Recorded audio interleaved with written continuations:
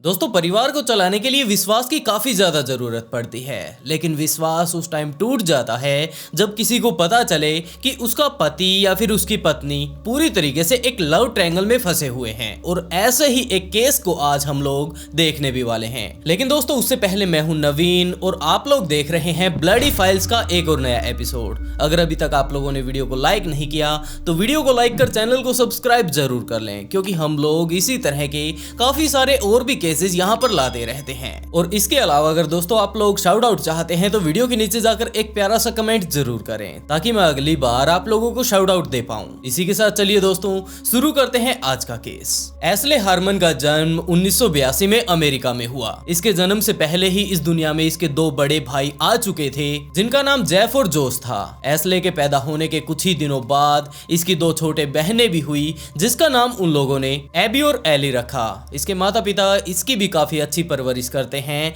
और इसके बाद इसके बड़े भाइयों के साथ साथ इनकी छोटी बहनों को अगर देखा जाए तो इसके माता पिता ने पूरी तरीके से अपने बच्चों का पालन पोषण करने की कोशिश की। अभी तक ये लोग कैलिफोर्निया में रहा करते थे, लेकिन इसके पिता के बिजनेस के सिलसिले में ये लोग अपनी जगह को बदलते हैं और इसके पिता के साथ साथ इसकी पूरी फैमिली को बोइज जाना पड़ता है। वो लोग वहां पर भी जाकर अच्छे से रहने लगे थे। लेकिन इसके पिता के बिजनेस का जो मामला था वो कुछ इस तरह का था कि वो अपने परिवार को ज्यादा टाइम नहीं दे सकते थे और इसके माता पिता के बीच दूरियां आने लगी थी। ये दूरियां लगभग 2 सालों तक इसी तरह चलती रहती हैं। और एक दिन ऐसा भी आया जब इसके पिता के बीच खटपट होती है और वो लोग आपस में डिवोर्स ले लेते हैं। सारी की सारी जो ये बच्चों वाली जिम्मेवारी थी ये एस्ले की माँ के ऊपर आ गई। और उन्होंने भी एस्ले के पिता से साफ साफ ये बात बोल दी थी कि मैं अपने बच्चों को आपके पास नहीं छोड़ने वाली। इसके पिता के जाने के बाद इसकी माँ ने सभी के सभी बच्चों को खुद ही पालना शुरू किया, क्योंकि अभी वो इतने ज्यादा बड़े नहीं हुए थे कि वो खुद के पैरों पर खड़े होकर कुछ काम धाम कर पाए। और उसकी माँ जब अपने परिवार का पालन पोषण कर रही थी तो उनकी मुलाकात एक और ऐसे ही व्यक्ति से हुई जिसके साथ उनकी काफी ज्यादा गहरी अटैचमेंट हुई। और आखिरकार उन लोगों ने 1997 में शादी कर ली। शादी के बाद वो व्यक्ति भी, जो कि अब एस्ले का स्टेप फादर था, वो अपनी अब इस पूरी फैमिली को लेकर सेंट जॉर्ज यूटा चला जाता है और वहां पर जाकर अपने काम धंधे को जचाने लगता है। उसका काम वहां पर अच्छे से चलने भी लगता है, जहां पर उसने एस्ले को और उसके सारे के सारे परिवार को वो हर खुशी दी जो कि एक परिवार के मेंबर को दी जाती है। एक तरफ एस्ले की पढ़ाई अब चल ही रही थी और जॉर्ज यूटा जाने के बाद उसकी 12th कंप्लीट हुई और आखिरकार उसने 2003 में यूटा स्टेट यूनिवर्सिटी में एडमिशन ले लिया और वो वहां पर जाकर अपनी पढ़ाई करने लगती है। पहले उसने फोटोग्राफी का कोर्स करने की सोची थी, लेकिन धीरे धीरे कर उसने अपना कोर्स चेंज किया और उसने चाइल्ड डेवलपमेंट की पढ़ाई करनी शुरू की। उसके वहां पर काफी सारे दोस्त बन चुके थे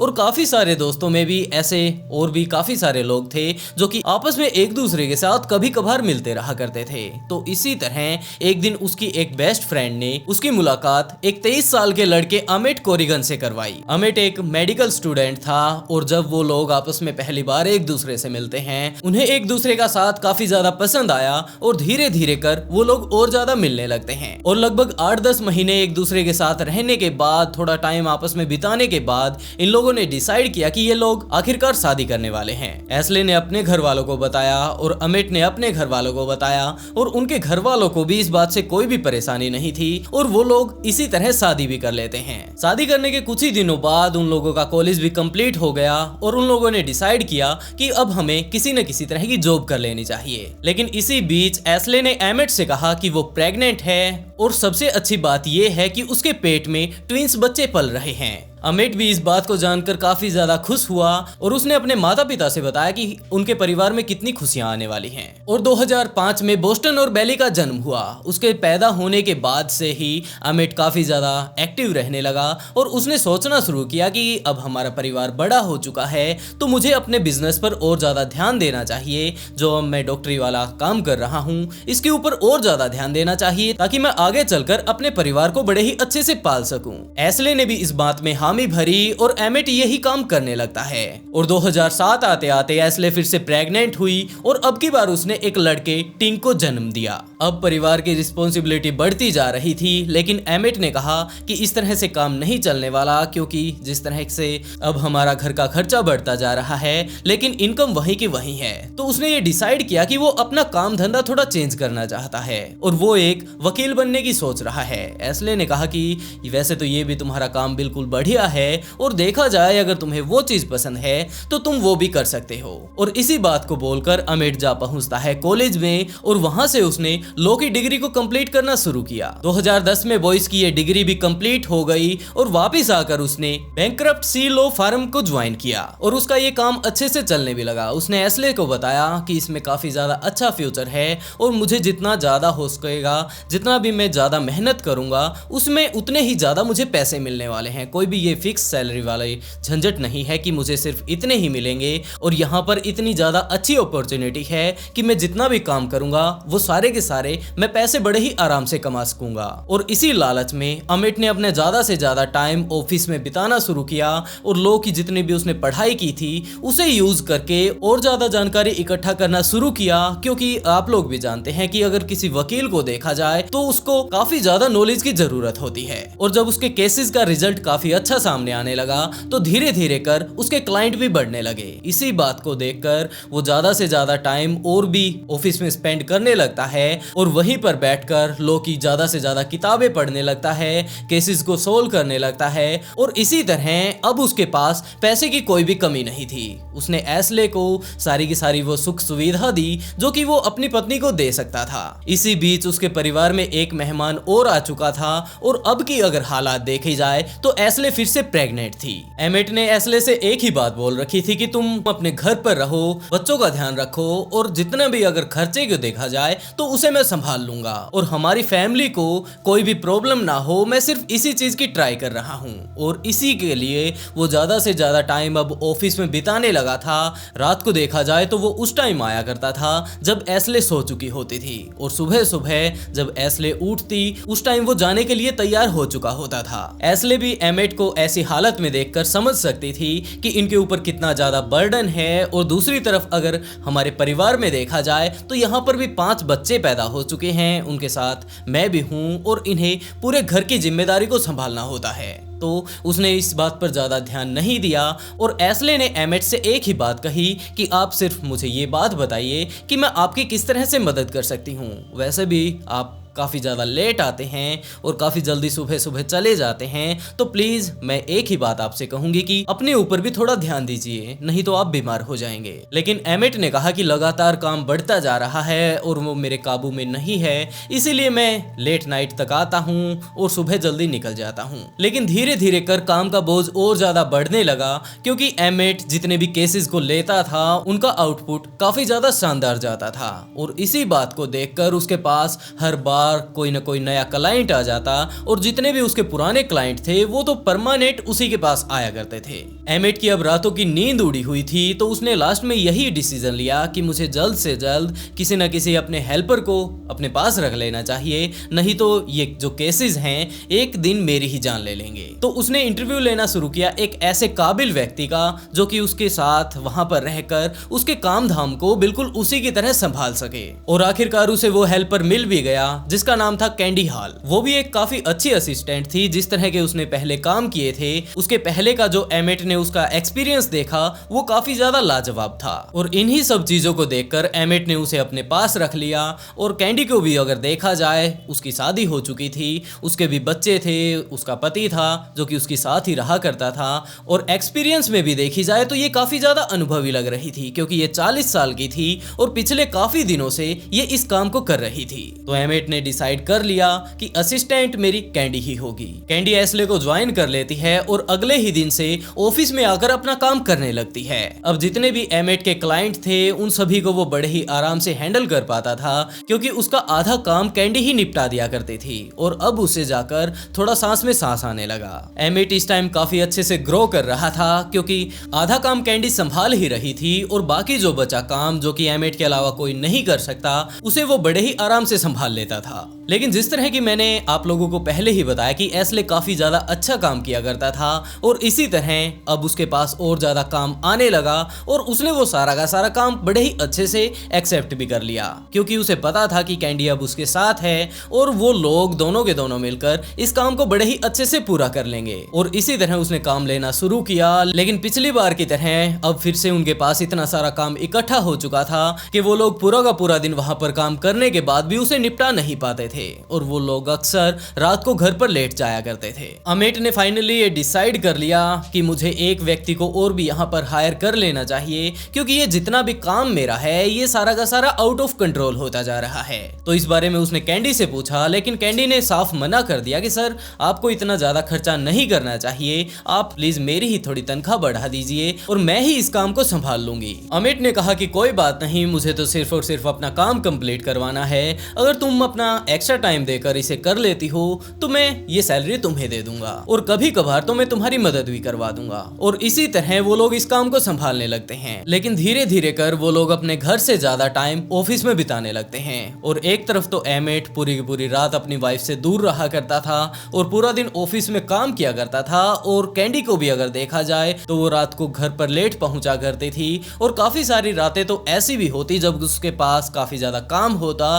तो वो ऑफिस में ही रुक जाया करती थी। और इसी तरह एक दूसरे के साथ उन लोगों ने ज्यादा से ज्यादा जब टाइम बिताना शुरू किया तो वो लोग एक दूसरे के काफी ज्यादा नजदीक आ गए। वो दोनों ही एक दूसरे की पर्सनल बातें भी आपस में शेयर करने लगे, क्योंकि पूरा का पूरा दिन उनके पास और कोई होता ही नहीं था जिससे कि वो बातें कर सकें। तो इसी तरह बातें करते करते वो एक दूसरे के काफी ज्यादा क्लोज आ गए। जब से उन्होंने एक दूसरे के साथ अपनी पर्सनल बातें शेयर करना शुरू किया था तभी से वो लोग अपने फिजिकल रिलेशनशिप में भी एक दूसरे के साथ आ चुके थे, क्योंकि अमित पूरी की पूरी रात वहीं ऑफिस में कैंडी के साथ रहा करता था और अपनी वाइफ के साथ तो उसकी बहुत ही कम बातें हो पाती थी। वो अपनी वाइफ को इग्नोर भी करने लगा था, तो एस्ले को इस बात का शक हुआ कि जरूर इस व्यक्ति का अपने ऑफिस में चक्कर चल रहा है, क्योंकि ये ना तो हमसे अच्छे से बातें करता है। पहले तो इस बात का ये वेट किया करता था कि मुझे ऑफिस से कब टाइम मिलेगा और मैं अपने बच्चों के साथ टाइम बिताऊंगा, लेकिन अब इसका अगर देखा जाए तो घर वालों की तरफ किसी भी तरह का कोई भी इंटरेस्ट नहीं। और एक दिन एस्ले जा पहुंचती है उसके ऑफिस में ही। जब वो बिना किसी से बातें किए हुए सीधा अमित के ऑफिस के अंदर उसके रूम में पहुंचती है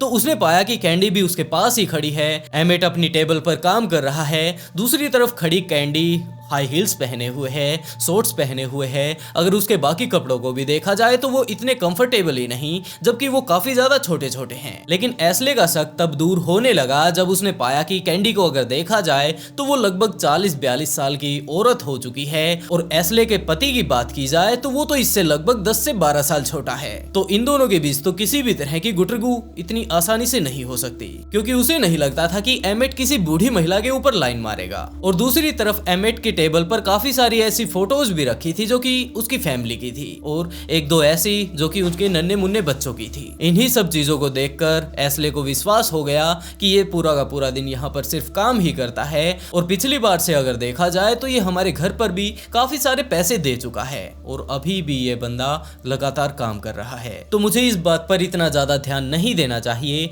क्योंकि ये सारी की सारी बातें मेरा ही दिमाग खराब कर रही हैं। और यही बात सोचकर वो वहां से चली गई। दूसरी तरफ कैंडी के पति को भी ये बात महसूस होने लगी थी कि हो सकता है इसका ऑफिस में ही किसी के साथ चक्कर चल रहा हो, क्योंकि पहले तो ये पूरे के पूरे घर परिवार को बड़े ही अच्छे से संभाल लेती थी, वहां पर ज्यादा से ज्यादा टाइम देने की कोशिश करती थी और हम लोगों के साथ भी टाइम स्पेंड करने की सोचती थी। लेकिन अब इसका इंटरेस्ट हम लोगों से लगातार दूर होता जा रहा है। हाँ, हम लोग मानते हैं कि इसके ऊपर ऑफिस का प्रेशर होगा, लेकिन इतना भी क्या प्रेशर हुआ कि वो अपने ही परिवार को भूल जाए, जिसके लिए वो असल में कमाने के लिए जाती है।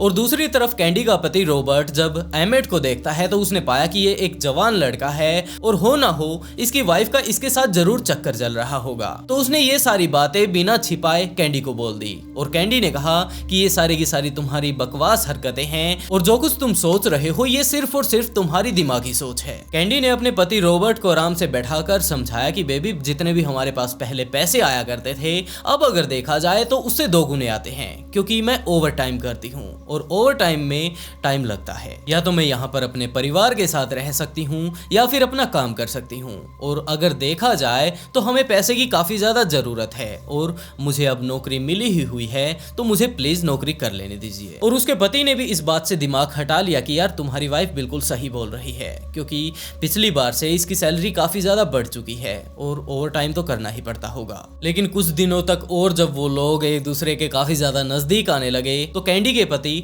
रॉबर्ट को इस बात का शक हो गया, और जब उसने इस बारे में तहकीकात की और लोगों से पूछना शुरू किया तो सभी का यही मानना था कि ये लोग एक बॉस और कलीग से काफी ज्यादा बढ़कर हैं, क्योंकि जिस कंपनी में एमेट काम किया करता था वहां पर जितने भी एम्प्लॉयज थे उन सभी को भी इस बात पर शक होने लगा था कि यार तुम आपस में इतना ज्यादा एक दूसरे के साथ टाइम बिताते हो और वैसे भी देखा जाए तो तुम आपस में एक दूसरे के काफी ज्यादा क्लोज आ चुके हो। तो कैंडी के पति ने एमेट के पास कॉल किया और उसे सारी की सारी बातें बताई कि तुम जो कुछ भी ये कर रहे हो ये बिल्कुल भी सही नहीं और तुम्हें तुरंत अपने अफेयर को यहीं पर बंद कर देना चाहिए, क्योंकि तुम्हारी भी शादी हो चुकी है और तुम्हारे घर पर काफी सारे बच्चे भी मौजूद हैं। लेकिन एमेट ने उसकी इन सभी बातों को बिल्कुल इनकार कर दिया कि मैं इन सब बातों के बारे में नहीं जानता कि तुम क्या बोलना चाहते हो। और एक दिन 2012 की शाम जब रॉबर्ट और कैंडी की बेटी एक मॉल में गई हुई थी और वहां से वापस आ रही थी तो उसने पाया कि एक और ही मॉल वेलग्रीन के बाहर उसकी माँ की गाड़ी खड़ी है। तो उसकी बेटी ने कैंडी के पास कॉल किया, लेकिन कैंडी ने जब फोन पिक नहीं किया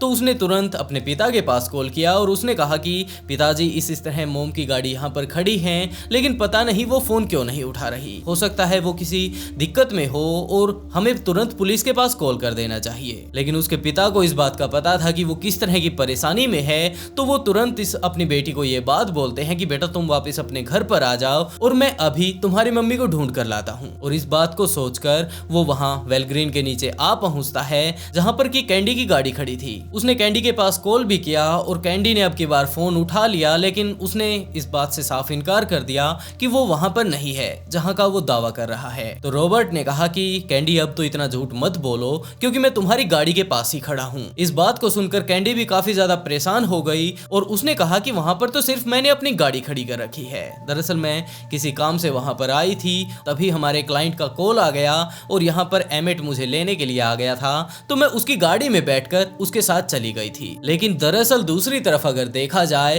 तो एमेट और कैंडी के बीच ये बात पहले ही हो चुकी थी कि आज हम लोग फिर से मिलने वाले हैं, क्योंकि ये लोग रिलेशनशिप में थे और आपस में एक दूसरे के साथ सिर्फ ऑफिस में नहीं जबकि बाहर टाइम बिताया करते थे। अब की बार इन लोगों ने ये प्लान बना रखा था कि हम अपनी गाड़ी कहीं पर खड़ी कर देंगे और उसके बाद एक ही गाड़ी में निकल पड़ेंगे सैर करने के लिए। और इस टाइम अगर देखा जाए तो कैंडी अपनी गाड़ी वहां पर पार्क करने के बाद एमिट की गाड़ी में बैठकर एक सुनसान इलाके में गई हुई थी जहां पर की कंस्ट्रक्शन साइट चली हुई थी। लेकिन इस टाइम शाम के समय वहां पर कोई भी कंस्ट्रक्टर नहीं था और वो इलाका पूरी तरीके से वीरान था। इसके बाद वो लोग उस कंस्ट्रक्शन साइट पर गए जहां पर अब कोई भी नहीं था और वहां पर जाकर वो लोग फिजिकल रिलेशन बनाते हैं। लेकिन इसी बीच कैंडी की बेटी का उसके पास कॉल आया जिसे देखकर कैंडी ने इग्नोर कर दिया। लेकिन जब उसके पति का कॉल आता है तो उसने उठा लिया और उसके साथ बातें होती हैं कि वो उसकी गाड़ी के पास ही खड़ा है। तो उसने तुरंत ये बात एमेट को बताई कि इस तरह मेरा पति मेरी गाड़ी के पास खड़ा है, पता नहीं उसे इस बात का कैसे पता चला और अब हमें वापस जाना होगा।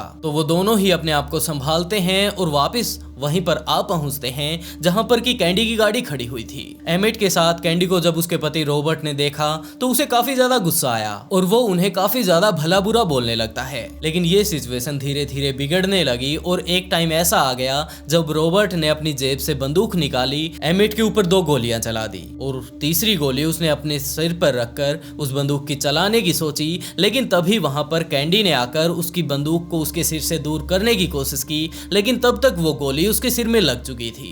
कैंडी ने तुरंत पुलिस के पास कॉल किया और सारा का सारा वहां पर मामला बताने की कोशिश की। जैसा कि आप लोग यहाँ पर वो रियल कॉल रिकॉर्डिंग सुन भी सकते हैं जो कि कैंडी ने पुलिस के पास की थी। पुलिस वहां पर एम्बुलेंस के साथ आती है और उन दोनों को ही स्ट्रक्चर पर लेटाकर तुरंत हॉस्पिटल पहुंचाया गया और एमेट को जब डॉक्टर्स ने चेक किया तो उन्होंने उसे मृत घोषित कर दिया।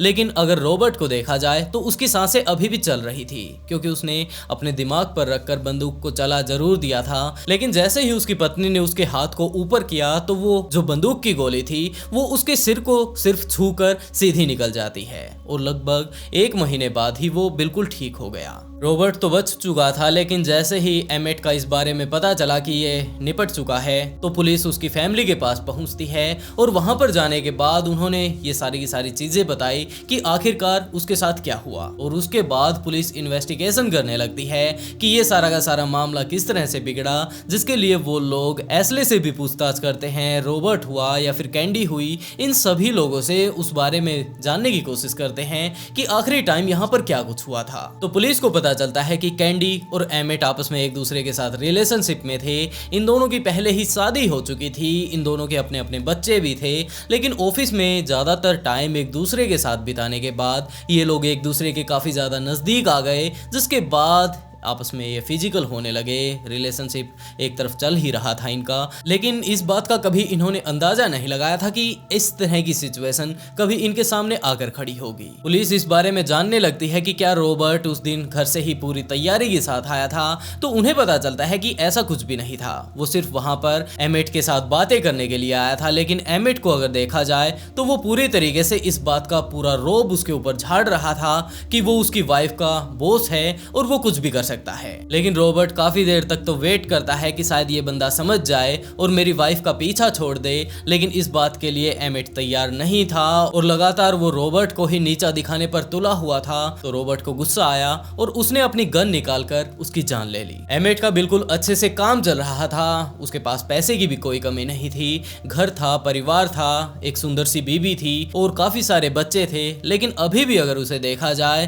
तो उसका दिल एक 40 साल की महिला के ऊपर आता है और वो अपनी वाइफ के साथ गद्दारी करके इस महिला के साथ रिलेशन बनाने लगता है। और इसके पति ने भी जब उसके सामने रिक्वेस्ट की और कहा कि इससे दूर चले जाओ, तो वो उसके बाद भी नहीं माना और आखिरकार अब अगर देखा जाए तो उसने अपनी जान गंवा दी। ऐसे में उसका खुद का तो कुछ भी नहीं गया, लेकिन पीछे से उसकी जो वाइफ थी एस्ले और उसके जो 5 बच्चे थे, उन्हें इस बात से काफी ज्यादा फर्क जरूर पड़ता है। लेकिन पीछे बच चुका उसके परिवार को इस बात से काफी ज्यादा फर्क पड़ता है। जैसे कि आप लोग यहाँ पर वो वीडियो देख भी सकते हैं जब एस्ले कोर्ट में रो रही थी और अपने पति से इस बारे में पूछने की कोशिश कर रही थी कि आखिरकार उसे किस चीज की कमी थी।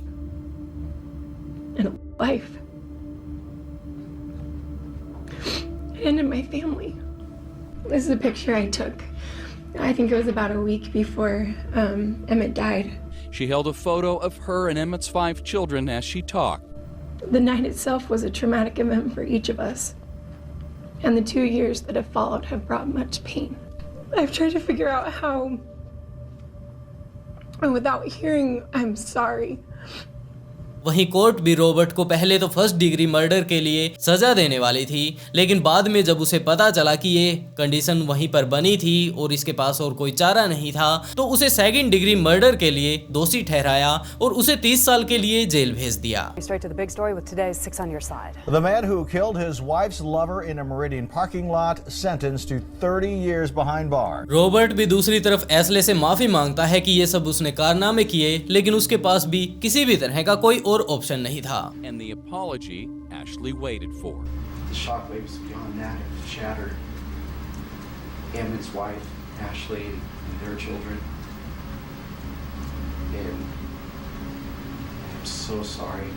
जिसके बारे में एस्ले समझ भी सकती है। कैंडी अभी भी बाहर घूम रही थी और ये सारा का सारा केस चल रहा था कि तभी जब उसके पुराने बॉस को इस बात का पता चलता है कि इस महिला ने कुछ इस तरह के बाहर जाकर कारनामे रच दिए हैं, तो उसने आकर फिर से कोर्ट में ये केस किया कि ये महिला मैंने इसी तरह किसी मजे में अपने यहाँ नौकरी से नहीं निकाल दी थी, जबकि इसने यहाँ पर $32,000 की चोरी की थी। ऐसे अब कारनामे ये कर ही रही है तो इसे भी जेल की हवा खानी चाहिए। जिसके बाद उसके इस केस को पढ़कर कोर्ट ने उसे भी 14 साल की सजा सुनाई। वैसे दोस्तों, आप लोग इस केस के बारे में क्या कहना चाहेंगे, जिसके पास घर पर एक काफी खूबसूरत वाइफ थी, लेकिन उसने उसे छोड़कर अपने ऑफिस में चक्कर चलाना शुरू कर दिया। वैसे दोस्तों, आज के लिए बस इतना ही और इसी के साथ दोस्तों आज का शाउट आउट कुणाल गेमर्स को and write a beautiful comment to get a shout out in next video. बहुत जल्द मिलते हैं एक और नए केस के साथ।